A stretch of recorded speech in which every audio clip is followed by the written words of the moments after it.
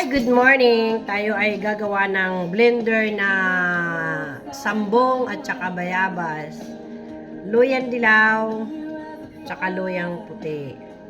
Babalatan natin tong luyang dilaw. Kailangan natin balatan lang ng konti. Sa ibabaw lang. Pwede naman hindi na balatan. Nasa sa inyo ang optional. Basta ako, binabalatan ko lang ng konti. Kasi i-blender natin to. Wala pa tayong almusal. Iinumin natin sa umaga.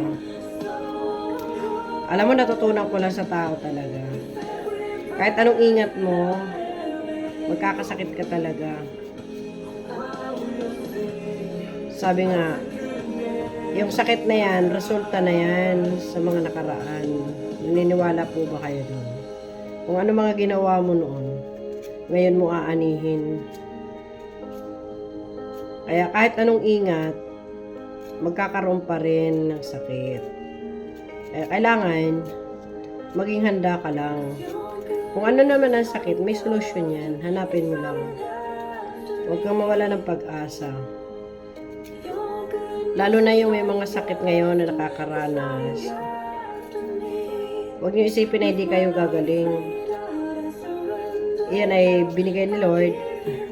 At saka hindi naman totoo yun, hindi si Lord ang nagbigay ng sakit. Kasi sino bang Panginoon na gusto magkaroon tayo ng sakit? Tayo ang gumawa, tayo ang nagkaroon ng pagkukulang. Kaya kung bakit tayo nagkasakit. Kaya ngayon, kailangan mo nga lang solusyonan ang iyong sakit. 'Di ba? Number 1, pananampalataya syempre. Hugasan muna natin to. Kasi kailangan natin hugasan, 'di ba?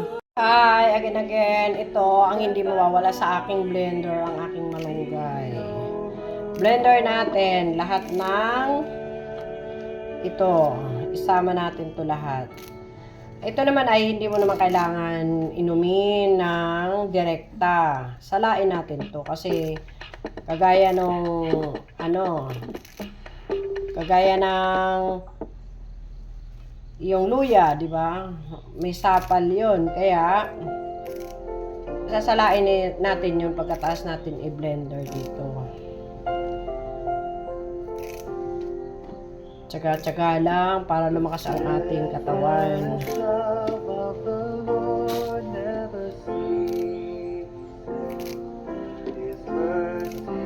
Sa buhay natin, kailangan think positive lang tayo.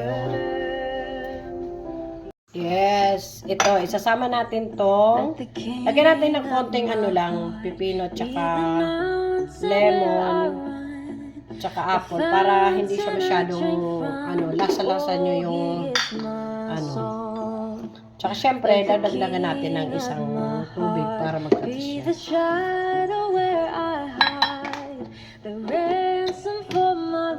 siya. Sasalain natin siya dito. Salain natin para maging liquid siya. Abangan nyo ang aking pagsala. Yan, pinag-anuhan natin. Sinala ko na siya. Ayan na siya, oh. Liquid na siya. Tapos, ang ginawa ko para sa umaga, mainom ko siya. Ayan, pinaglalagay ko siya dito. Kasi maganda yung bottle. Kasi bote siya, hindi siya plastic. Tapos, umaga, every morning, aanuhin ko yan, iinumin ko sa umaga. Wala pa laman ang tiyan ko. At least mapapadali, di ba? Kisa umaga, lagi kang magbi-blender. Minsan, di ba, hindi natin, minsan busy tayo. Kaya ganyan na lang.